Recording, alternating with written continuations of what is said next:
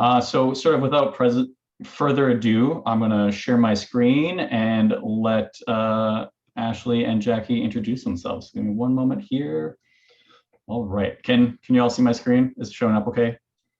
Awesome. Great. Okay. I'm going to stop talking now and hand it over to the people that you're actually here to see.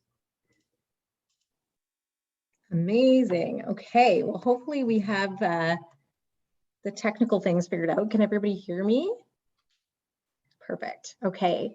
Well, so nice to be here. Jackie and I have been very excited about coming and talking about this topic. I think it's very near and dear to both of our hearts, and we both, now I'm speaking for you, Jackie, but I think this is such a privilege to be able to lead the diversity, equity, and inclusion function at DECIEM, which is a company you'll hear more about that I think is truly committed to doing this work and learning along the way and sharing our story with everyone about this journey.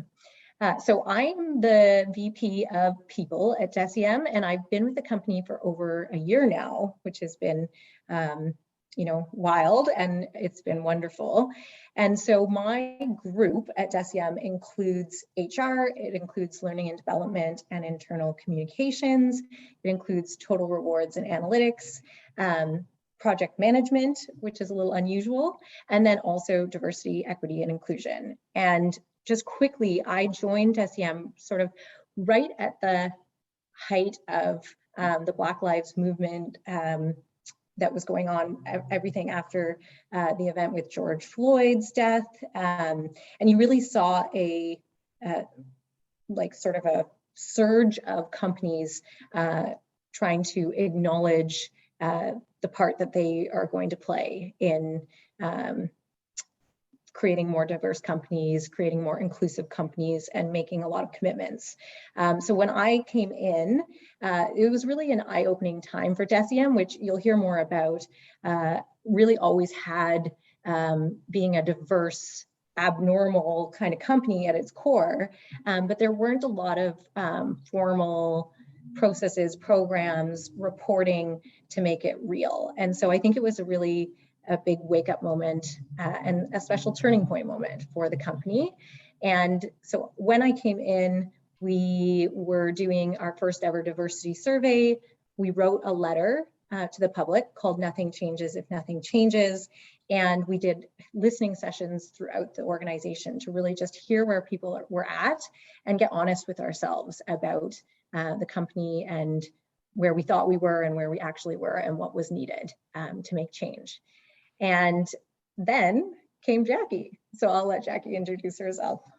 Hi, so Jackie Kankam, Director of Sustainability and Social Impact.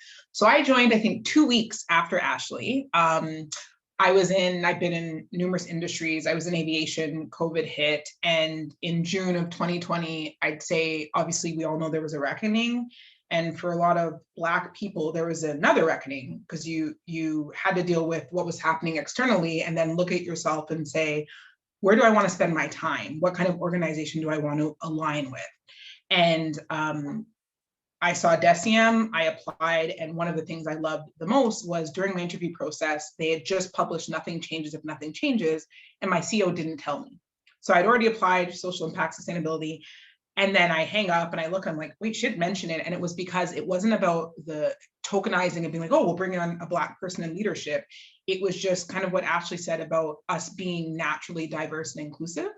So I manage sustainability and social impact. And I like to say I'm so lucky because in a lot of organizations, I wouldn't have that portfolio and also co-chair DE&I.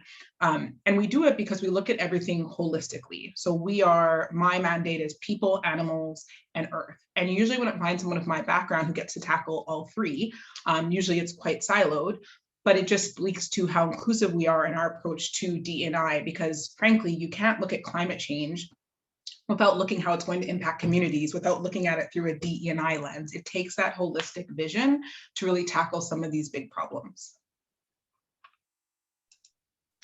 And one thing I just wanted to say before we move on to the next slide here. It's okay. No, it's okay for us to be on the next slide. But just that when Jackie came, she started thinking about sustainability at DECIEM, and as she said, really classified her initiatives with people, animals, and earth.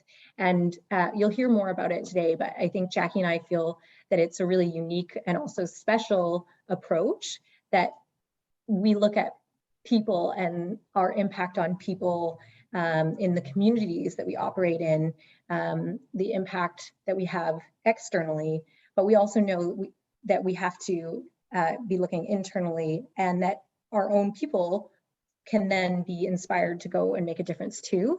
So it really has to be both elements, and we are pretty excited that we get to come together and lead them. And actually at one point, Nicola had suggested that maybe DE&I just only live within sustainability and social impact. And Jackie and I actually said, we just thought it made a lot more sense if we could do this together.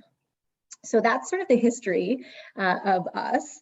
And so now you can see sort of on this slide here that Noah's got that if you don't know DECIEM, we are a family of beauty brands, including The Ordinary, which is the one that most people know, but we've got a number of other really amazing brands.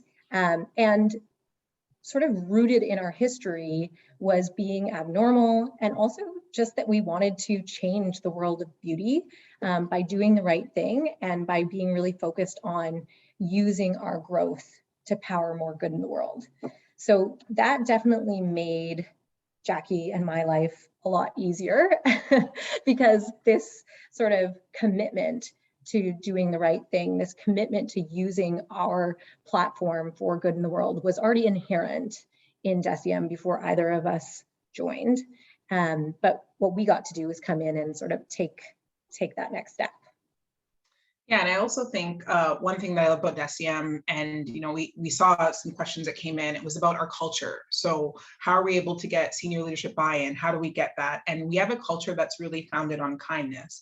And that sounds very, I always joke around, it's kind of hippie-ish, but it's really modeled in our senior leadership. We have, a CEO who will write hearts at the end of her email, and now everyone at DECIEM does. And you have a CEO who's like, bye, I love you.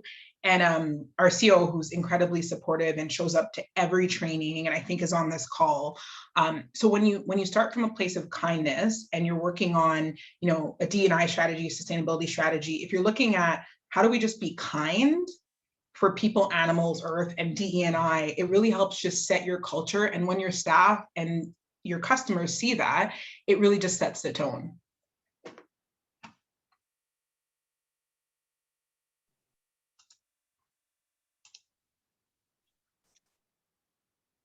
So Noah's just learning how to work with our slides.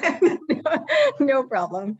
Okay, so as we said, the journey really started with a public commitment that we made back in July 2020, and that if you haven't read it, happy to share it after this presentation. But this was the Nothing Changes If Nothing Changes letter that included a number of commitments that we wanted to make. And I think a lot of us probably were a part of making similar public commitments at this time. This was not sort of uncommon. I think one thing that was unique to our DECIEM story was nothing really existed at this point. As we mentioned, it had sort of been inherent in sort of the ethos, but there were no systems, there were no rules. We didn't have a board for diversity, equity, and inclusion. We didn't have any ERGs. We weren't doing any reporting. So you have to sort of imagine that we got this opportunity to come in and really build it from scratch. And along that way, and we'll share more with you about this, of course, we stubbed our toes and we made mistakes and we learned.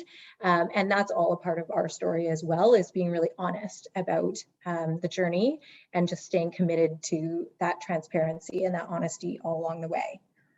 So we'll share a little bit more with you about the commitments we made, but a lot of this was driven by taking a look at where we wanted to be and then realizing we needed to build some foundations. We, whether it was from reporting and being able to begin to start to imagine what our representation targets could look like once we had the data, to an education strategy, certainly getting to a place where we had a board that could provide input and doing the listening sessions on a regular basis and surveying, all the way through to the social impact side of things. And how did we want to move the needle with our own people and then with our communities that we touched. Yeah, one of the great parts of that is that our commitments are bucketed out to 4. So awareness and education, we have probably, I'd like to say, the best L&D director in the industry, and we have such a culture of learning at DECIEM.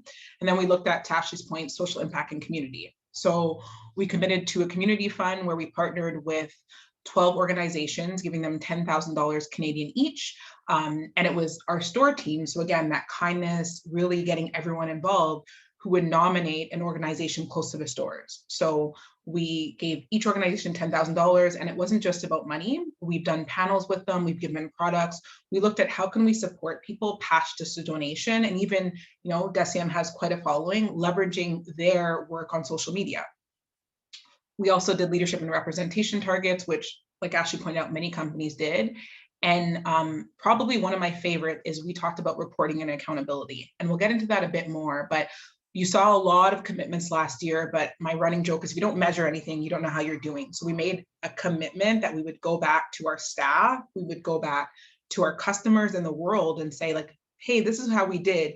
And even if it wasn't the prettiest story and we weren't where we wanted to be, we're so founded on transparency, we made that commitment to tell the story anyway. And one thing we did that was quite unique at the start is we launched a DE&I board, and we had them as drivers to each commitment. So when we broke out each commitment and we put different people from around the organization on the commitment, you know, people from Australia, people who worked in our retail stores, and then leaders. And they were really the foundation on moving nothing changes if nothing changes forward. And one thing you'll hear about throughout this, this conversation that we're having with you is just that we had to learn along the way. So Noah, sorry, if you could go just back one, there we go. So just, we were talking about some of the commitments that we made and some of the different things that we were able to put in place. Jackie just mentioned the community fund, you know, looking at our product offerings and assessing the diversity of our suppliers and sales channels. So these were big steps to take. I think one initiative that we pushed forward with the help of our board was something called Safe Spaces. And it's a really great example of sort of this holistic strategy we shared with you of the internal and the external. And so we launched a campaign externally called This Is Our Home. And that was really about if you ever walk into a DECIEM space, this is the home of the people who work there. And these are the things that we would expect. And, you know, it really boiled down to, you know, not tolerating hate or discrimination and creating an inclusive space and really calling out the types of actions that we would expect in one of our stores or one of our spaces. And so there was the external piece of it. And then internally, how did we train and educate our employees, especially being a customer-facing organization, in order to prepare them for some of the tough things that would come up and interactions they might have. And I use this example because it was a really important step forward for us to make that declaration, support it with policy, support it with training. And we got feedback from our team that you know, some things weren't clear to them. And there were elements in the training that didn't go as deep as they needed it to go.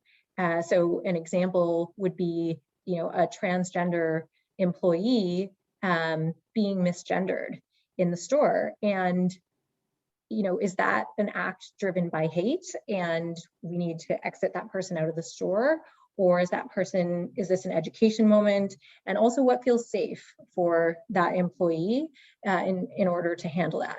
So this was really very interesting and eye-opening for us to not be afraid to get into these sort of complicated topics.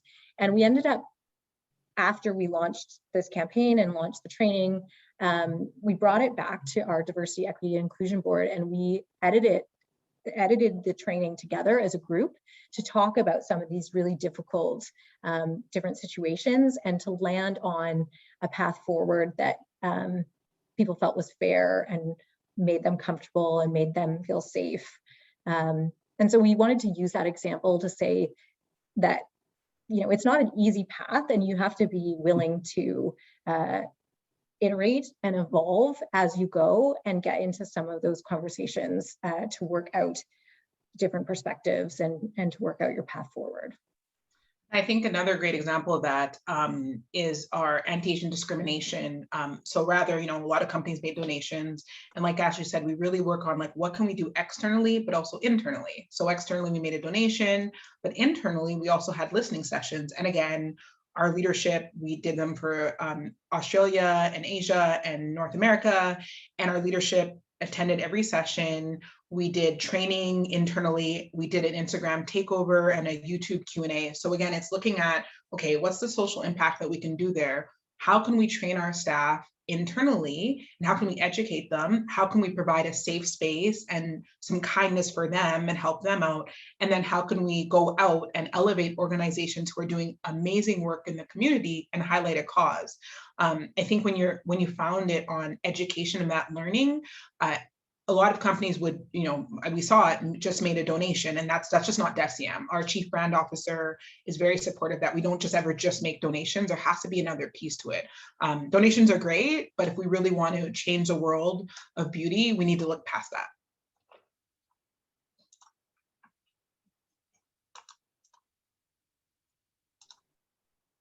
So Noah, I think you could probably just click through. So all 4 of these beautiful boxes. Perfect. Okay. So, so we started with commitments in our Nothing Changes letter, and we've been learning a lot as we go through the process. And I think we just wanted to share with you where we've landed as far as the areas that we focus on and sort of why we focus on them. So one thing that's really important to us in our strategy, and this is something that we're going to be working on, you know, this is not short term. Like, if we really want to make these changes, these things are going to take effort from all of us, and it's going to take time to really dismantle some of the systemic issues that we see in place. But something that's really important to us is leveraging the diversity of our teams actually as a strength at DECIEM. And so as we went through this year and we started to look at our representation numbers and we started to understand the demographics of our team, I think we were, you know, pleasantly surprised, happy, not surprised, but that we do have a very diverse team. And that's, you know, something that we never want to lose. But then there are specific areas that we need to go deeper and we need to increase our representation. And specifically, we want to make sure that we have teams that reflect the communities that we operate in. And so, for example, when we looked at our Canadian team and you look at Canada numbers overall, we're actually much more diverse than the Canadian population in many ways. But when you look at Toronto, and that's where our head office is located, we actually need to make sure that we're increasing our numbers of Indigenous people. We need to increase our numbers of Black people. And so it was actually really an interesting journey for us to go through to make sure that, you know, we're not taking sort of the easy path. We could share sort of an easier message, but we want to really make sure we're actually going deeper and looking at the communities we operate in and sort of setting the most diverse targets for ourselves that we can. Another area of focus for us is that, you know, we're not just doing diversity, equity, and inclusion for the sake of doing it because, you know, it's the hot topic, but rather we know that by making sure that every leader within our organization has those skills to be an inclusive leader, to have the hard conversations, that actually creates a psychologically safe environment, which we know leads to better results, more engagement, less turnover. So I think a big area of focus for us is just that human level, and making sure that every person in our organization has the skills to be, emotionally intelligent, inclusive, and that's the journey we're on right now from an education perspective. Awesome. And the other two, one is addressing systematic barriers in our communities. So Ashley kind of touched on this, but you see a lot of, I think for a lot of people, the space is, I don't know if scary is the right word, but they're hesitant to act because they're hesitant to make mistakes. And for us, just being transparent, and to Ashley's point, having that psychological safety, part of this was looking at ourselves and saying, like, what barriers do we have, and what systematic, I'd say, like, what are we doing systematically that's keeping some people in some communities out? And, we did a bias training, and our CEO was like, I'm a South African man, I probably have bias, I just want to learn how to move past them. And it seems really simplistic, but when you hear that from a leader, from your COO, think about what that does for every single person on that call. It's recognizing that we all have work to do, and it's okay to be honest and transparent. So we're also taking that approach with our customers and our suppliers. It's not just about, representation targets and donating. We also spend money. So how can we look at different ways we can leverage where we spend our money in our supply chain to help elevate some of these suppliers and then remove barriers to doing work with DECIEM? And then I've kind of touched about this before, accountability and governance, but it's really about transparency. Like if you're transparent and you bring people along on your journey, your staff will just trust you. And I truly believe your consumers will trust you. This is an interesting, ever-changing space. And as long as you're on the journey, you'll get credit for that versus not acting and just kind of saying, like, I'm going to fly under the radar. And one thing, DECIEM being abnormal, we're very open, honest, and transparent about where we are. And that's actually perfect for the next slide. So 1 year later, Ashley and I start, we have this great nothing changes if nothing changes letter. We're like, we're going to change the world of beauty. And then 1 year later, we look at the commitments. We're like, oh, wow, we've crushed some of them, and we are not as far along on some as we thought we would be. And I think the way we wrote, or that letter was written, there's no, like, we don't say by 2025 or by 2030. So you read it and there was some interpretation. And Ashley and I had this really honest conversation, specifically around our leadership goals, because we said increase the number of Black voices in leadership, Black women. And we're talking to Ashley, and I'm like, oh, we didn't do that. And we're like, oh, we're gonna put this on our website, we're gonna report on this. What do we say? And we're like, we say the truth. So to Ashley's point, we have an amazing diverse leadership population. We have, I think 46% of our leadership, English isn't their first language. We have so many people from such great backgrounds, and that's amazing, and that should be celebrated. The commitment was increase the amount of Black voices. So we said it.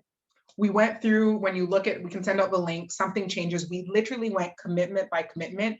We crossed off where we were at, and we put an update, and we're transparent where we fell short, because again, we owe that to our staff and to our customers. And we didn't get any negativity from that. People were very, very happy that they just got that transparency about our journey.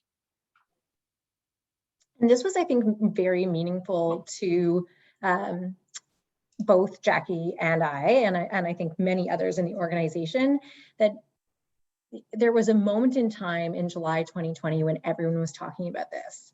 And then it sort of stopped being the hot topic. And I don't know, I haven't seen a lot of accountability around this from the industry. So I think that this is a great space. I know we've got fellow, HR leaders here, and I think it's really important that we keep this conversation alive. And so for us, no one asked us to publish our results, and no one asked us to own up to where we fell short and where we succeeded. And yet we knew that there's power in sort of the written goals and the written commitments that you make as a company, and not just with your own team, but actually publicly. And now we've made these commitments.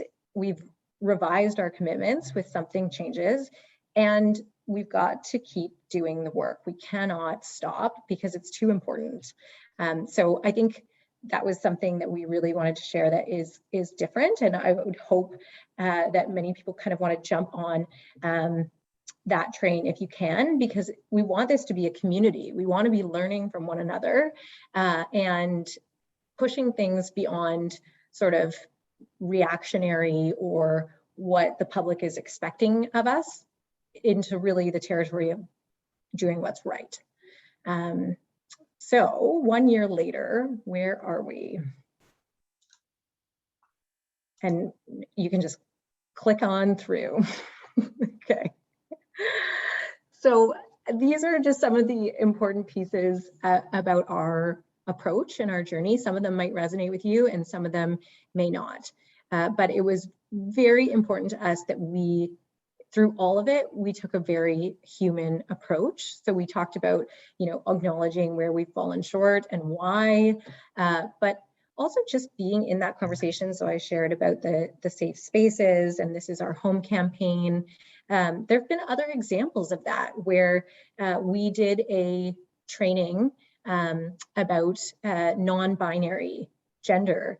And when we launched that, we had people in the trans community who said, well, pronouns are actually really important to us. And we felt that focus on non-binary language actually missed our piece of the story. So we published the next month an additional training, an addendum, and we talked about where we missed the mark. And we actually had some of the people who were concerned co-create that secondary training with us.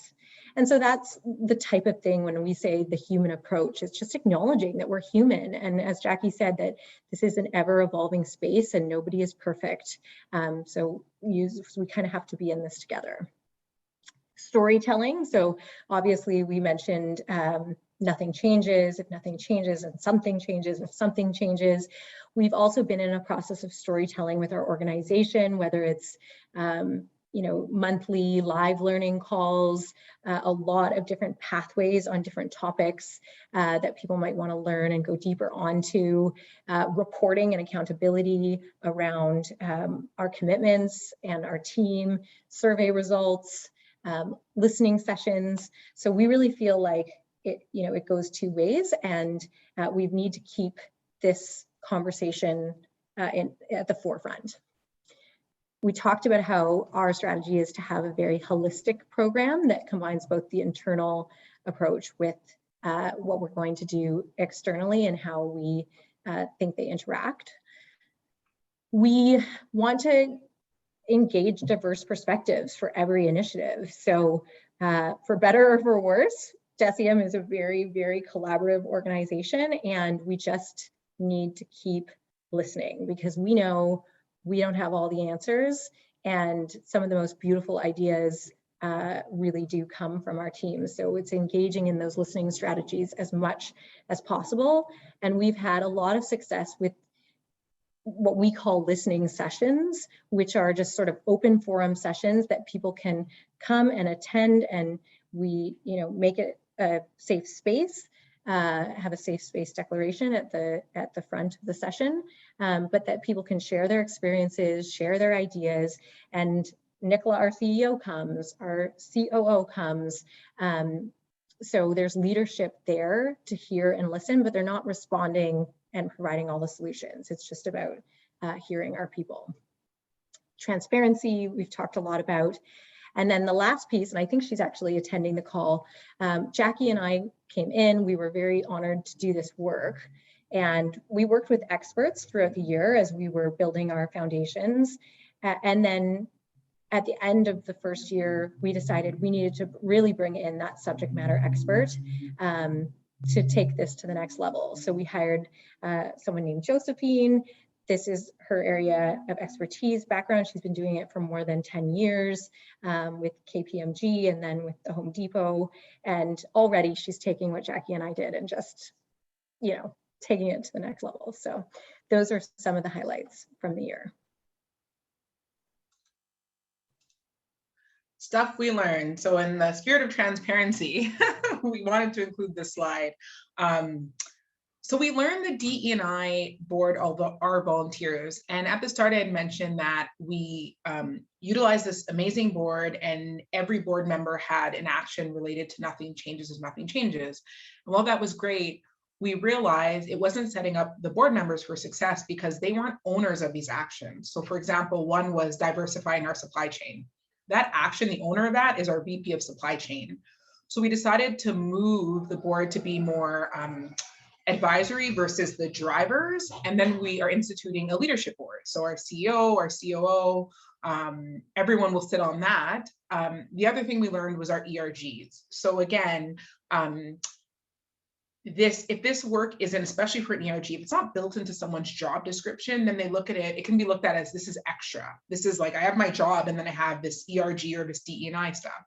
So we took that learning from the first year, and there's different ways to tackle that. Some organizations, I think LinkedIn pays their ERG leads like $10,000. And we had leadership support. We looked at a bunch of different scenarios and decided, well, we don't really want to, make it a monetary thing, because we don't want someone to, be the ERG lead because the monetary compensation. So what other things can we do? Can we give them time off? Going back to the fact that we're a learning and development organization, can we pay for them to do some really cool DE&I training? And also, how do we empower ERGs? How do we make it interesting for them and give them the feeling that they're making change? So one thing we implemented was they all get a donation budget every quarter, and they're able to pick organizations that they want to donate to. And even from that, the excitement and the empowerment they had from being able to make those choices were amazing.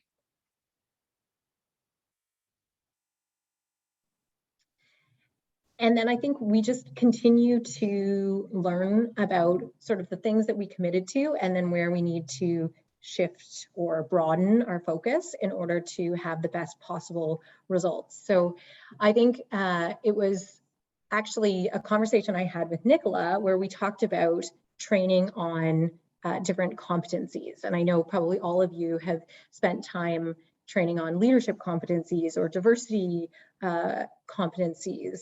And I think that what Nicola said to me is, everyone can kind of sit through a training session, but if the company doesn't live that competency or that value every day, it's not real, and it's going to be really hard to ingrain that into the fabric of the organization.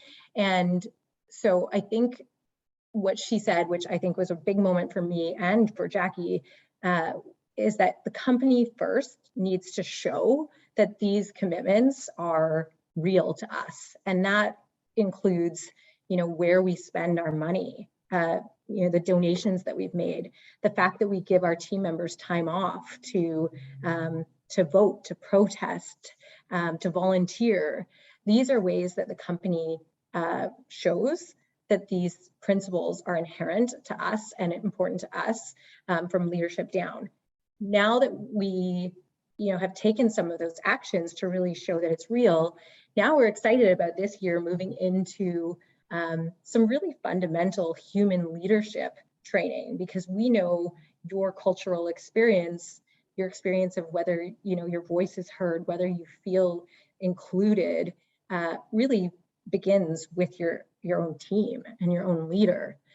So now that we kind of have set the tone with, this is who DECIEM is, this is what we are committed to as an organization, now we're going in and looking at the human level, and everyone in the organization this year is going to be getting human leadership training. Doesn't matter if you're in a leadership role or not, and that includes emotional intelligence. It also includes really fundamental diversity, equity, and inclusion principles as the case studies and as the learning practice that really take those skills and bring them to life. So that's an important nuance to our program, is that we had to sort of start with the company, start with what we were committed to, who DECIEM is, and now we're taking it down to the next level to all the humans within the company who, hopefully were attracted to us for those reasons and are going to be excited to engage in this work on a personal level. And I think, sorry, Jackie. Ashley.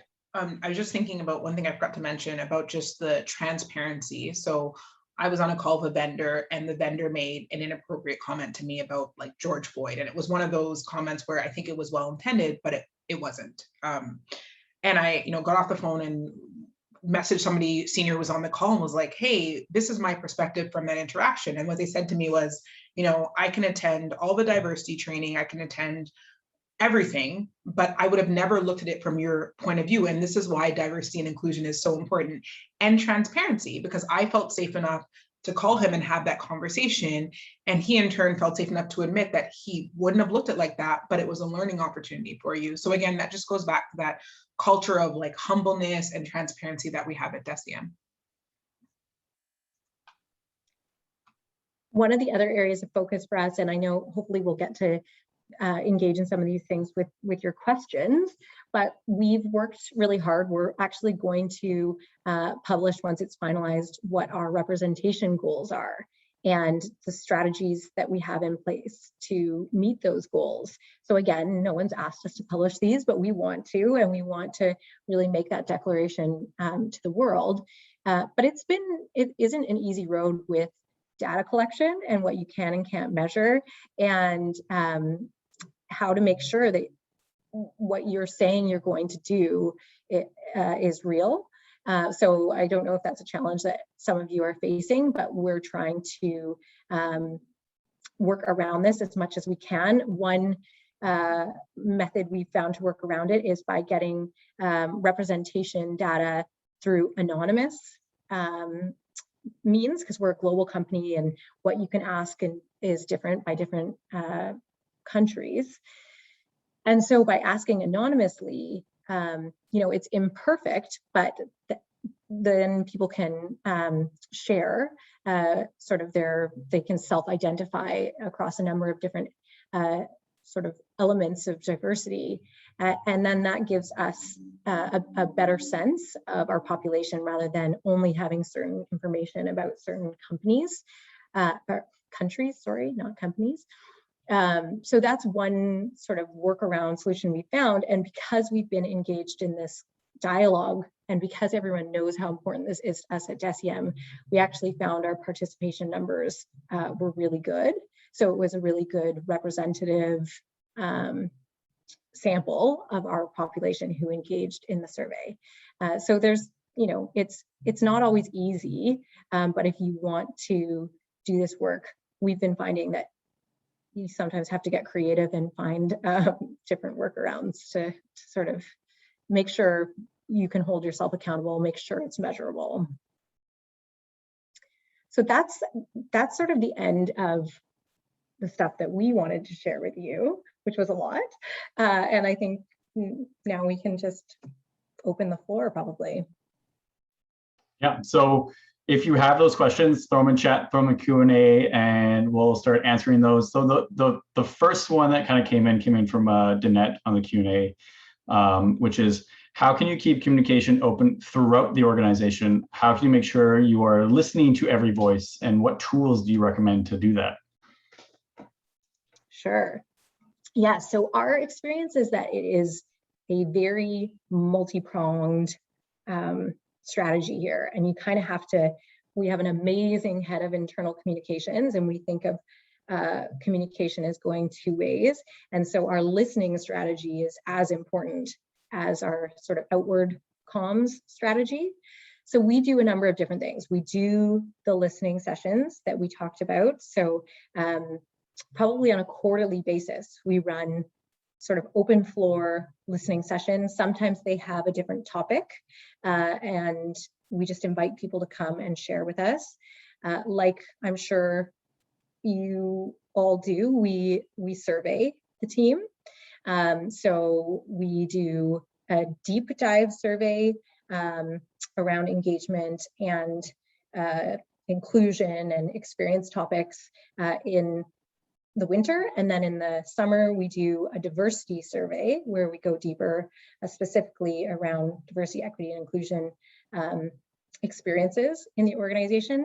And then throughout the year we have pulse surveys that we do about a variety of different topics to see how effective our learning strategies are. We have a a social learning platform called Thrive. And that's another place that's been really, really great for listening, not only to see what content and pathways people are engaging with, but also to create dialogue and to create conversation. We have anonymous channels that we can listen. So providing the team with a link every time we have something called the Abnormal Times. So that's our sort of news that goes out. And every time that goes out, we remind people of that link. And it is a place for them to come forward with concerns if they have them, ideas. We also have the Diversity, Equity, and Inclusion Board.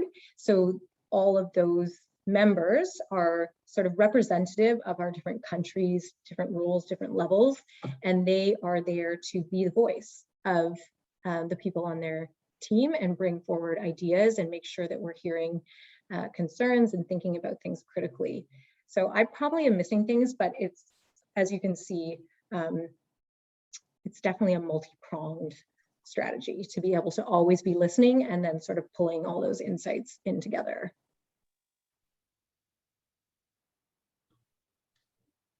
Jackie, did you want to add anything to that? And we have a very open, it was one of the most surprising things when I first started. Even if you go to our Nothing Changes letter, our CEO's email address is on there. So we have a culture where you can legitimately shoot the CEO, the COO, anybody, any VP an email to just talk, and they'll make time for you. So that goes a long way as well. That's awesome. I love that. I love the accessibility of leadership. I was actually just on a call with another HR leader who said that they just were acquired and the new company has basically shut off the executive team from the rest of the company. And so all these people who used to have access to the CEO and the whole executive team can no longer connect with the executive team. And they're just like, what is going on? No. So it's not a good shift. No. Okay, we got another question that came in. This one's from Imran. I apologize if I'm mispronouncing your name. Is it worth setting up a EDI team from amongst team members? If so, what is a meaningful way so as not put the biggest burden on the people of color? Oh, this is such a good question. I think what you saw last June was, and I can talk to you about it with my network, all of a sudden the marginalized people and Black people and other people of color were then being asked to play these pseudo DE&I roles. And there was a lot of talk and there was a lot of articles about like, just because I'm Black doesn't make me a DE&I expert. And it's almost like, especially I think internally at a company, if you're so focused on external, you forget that like that person is still your employee. They're hurting as well. And you're like, hey, can you look at this for us to talk externally? And you're not looking at your staff. So I think the way we did it with the board, it was volunteers. You were asking people who wanted to participate in it. There was no assumptions. We weren't only emailing, our people of color, our Black employees are like, you should join this. It was, does anybody want to join? Do you want to be an ally and join? I think you can't make assumptions. There are people in my network who I have friends and family who want nothing to do with DE&I because they're tired. And then I have friends who are like, I want to hold this candle and I want to help push my organization forward.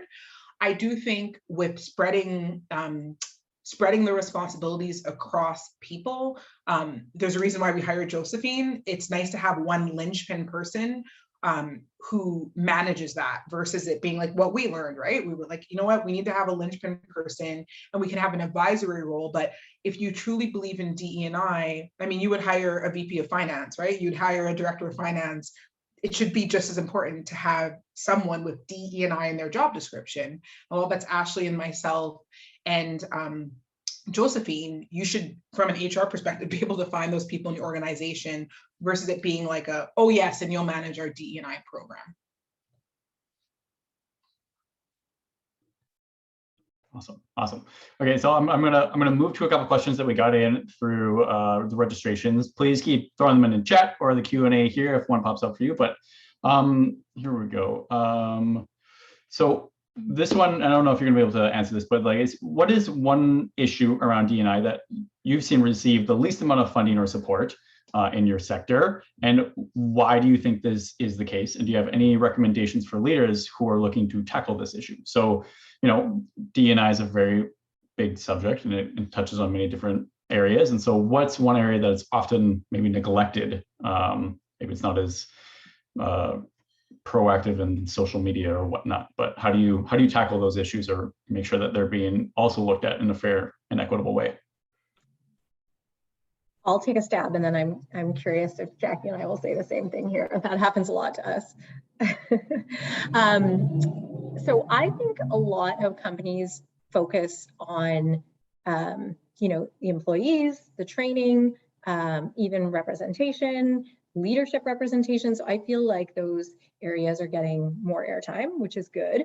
I think one area that doesn't get enough attention, and it's more complicated and it's difficult, is the supply chain side of things. Is that what you were going to say, Jackie? Yeah, the commercial side of things. So who you partner with, and that is, really the company, like putting your money where your mouth is. Who do you partner with? Who do you use from a supply chain perspective? Who do you sell your products to? Obviously, you want to look internally, and I think the more you diversify internally, the more you're going to have people who are thinking this way when you're looking at your supply chain and your partners. But to me, that's an area that people aren't talking about enough, and I think would move the needle if we were all putting pressure on all of our partners to be sort of doing the right things. I think we would see change happen faster. Yeah, I'm just laughing because Ashley and I have a running joke that we're always aligned, and that's literally exactly what I was going to say. So the only thing I can add to is when you look at your supply chain, you're also spending money, and a lot of money. So if to Ashley's point, if you're a massive company and saying, we're going to spend 10% of our spend on diverse suppliers, like there's power besides the representation targets, there's power besides donation, there's power in just elevating somebody and giving them that buy-in and that chance. Awesome. That's amazing. We just had another one that came in via chat, which is, what's your advice for getting leadership buy-in on DE&I initiatives? I mean, there's so much out there about this, but it sounds like you two had leadership buy-in before you even showed up. So how do you, what advice would you give to, other HR professionals or other diversity experts who are kind of pushing up against the hill a little bit more? I think I can speak from like a personal view, and this is before I started DECIEM. I think it's the DECIEM, we call it the human approach. I think most people are kind and most people want to change. They just need to know how. And for me, it was, again, pre-DECIEM, letting my guard down a bit and having a very open, honest conversation with my leader about my experiences as a Black woman at the company I was at.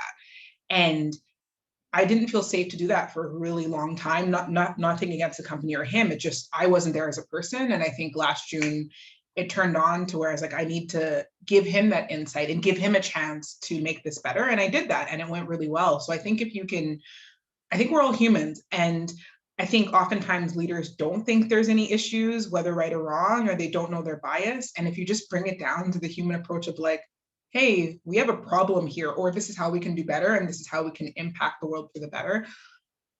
Call me corny, but I think most people and most leaders want to do the right thing.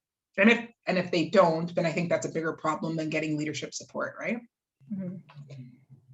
And the one thing I would add to that, and this is, I'm sure, well documented out there in the literature, so you've probably seen this before, but I think it's not that diversity, equity, and inclusion is a side project.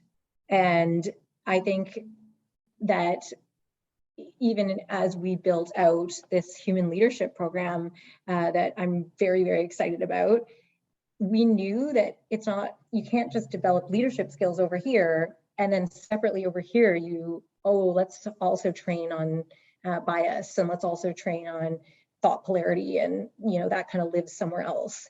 That actually to be, what do you, when you boil it down to what you want your workplace culture to be, when you boil it down to what you want your leaders to look and feel like for their teams, it's trying to connect those dots that they're one and the same. And if they're not, you're going to fall behind, because more and more that's an expectation coming into a company. And I've heard it quite a bit from people who look at DECIEM as a place to work. And you heard Jackie that it was really critical for her coming into the company, that they're asking those questions before they move companies, and they want to make sure that they're at a socially conscious company, a company that cares about them as human beings that are taking strides in this area. So if you don't have that leadership buy-in right now, I think, pulling on that, like, who do we really want to be? And if at the very least, if they want to stay competitive, this needs to be sort of inherent to your CEO, your senior leadership team. They need to make this a focus. It can't be an afterthought. Awesome. Thank you. We have another question that was sent in through the QA, another one from Imran. As a follow-up to the question on EDI, what are some suggestions or things y'all did to get that off the ground and make it a part of the company? Which actions help to create that safe space for folks? Jackie, what do you think? Sorry, I was saying you can go, but I was just going to say, it's kind of what Ashley said to me. It was the two-way listening, because it's not just top down, it's also ground up. So listening to employees and listening to their perspectives and where we could do better and their experience. Because just going back to what I said about the last question, we're all diverse people. Like, we all have different experiences. And when you feel heard as an employee and when you listen, people, I think, naturally buy in, because they know it's not essentially a waste of their time. Yes, and I think, it was consistent action over time. So it wasn't just one initiative or one thing that we've done, one education session that we've run. I think the way that we were able to kind of build this foundation and make it real for people was definitely, as Jackie said, starting with the listening. But a lot of the things we did came from that listening. So realizing we needed to have a safe space declaration in our stores, and we needed to have gender pronouns on our name tags and in our emails, and that we needed to offer training around how to handle customer interactions. That came from a listening session. Knowing that our team wanted time off to be able to vote and protest and volunteer and make change in their communities, that came from a listening session. Formalizing our community fund, where we take our team's ideas and then we put money into these different organizations, and sharing back what we've been doing with that. It's come from the team. So I think it starts with that listening, and then it's consistency, and it's not one big flashy thing. It's these actions over time. Show people that you're committed to it, you haven't forgotten about it, and it's real, and we know it's going to take time to reach sort of the ultimate goal. So we just keep on pushing forward. We've got one more QA, and sort of in the spirit of like getting better and listening and stuff. This one comes from Sheriff. In every, I think more of a comment, less of a question, in every DE&I webinar I've attended thus far, I have noticed the same thing. We have not mentioned disability or seniors, who are also entitled to have a job and pay their bills as well. This is disappointing, because we are missing two underrepresented groups in these conversations, ignoring them, to be honest. So that's actually a good point. And we actually have identified that, and we are looking at our accessibility for all of our stores. And DECIEM, from our survey results, we confirm we skew a bit young. So we're also looking to say, like, okay, to be honest, we're going through B Corp, and part of our B Corp journey is looking at as well, what is our age demographic for our employees? And do we have, I think the specific question is over 54 and under, I think, 24. So we were looking, and we realized we do have work to do. So yes, we've identified that, and apologies, we should have called that out sooner, but that is definitely in our plans, because you're right, to be diverse and inclusive, it's not just about race or sexual orientation, it's really looking at accessibility. And those are ones that tend to be ignored, and also age discrimination. We've got, oh, go ahead, Ashley. No, I was going to say, we actually did speaking of consistent actions over time, to Jackie's point, we know that's going to be in our representation targets that come out, both the age diversity and people with disabilities, and making sure that we're hiring and making an accessible and inclusive space for people with disabilities. So that's actually in the representation targets and strategy that is coming soon. But that was another action that we took this past year, was around our accessibility policies, making sure that from our website to our stores, that we have very clear language and training. And so, yeah, I didn't mention it, but that was one of the things that we did this year, and we have a ways to go on that element of diversity too, but we didn't ignore it. And actually, sorry, last thing, it goes back to a listening point. We actually got emails from our staff saying like, hey, I work in X store and I don't think we're as accessible as we can be. And we do work with our director of facilities when we get those. And to Ashley's point, we're doing a full assessment, but again, goes back to that two-way listening or two-way listening, and a safe space for our employees to also look at us and say, hey, we can do better. But thanks, that's a great question. Awesome. Well, we're right at the top of the hour, and so I think we've gone through all the questions. There's a couple that we didn't quite get to specifically from the registration questions, but I think we answered them throughout the presentation and through the other Q&A that happened. And so I just want to say a big thank you to both Jackie and Ashley for giving us their time today, kind of running us through the DECIEM story and then answering all these questions. It was amazing. Thank you again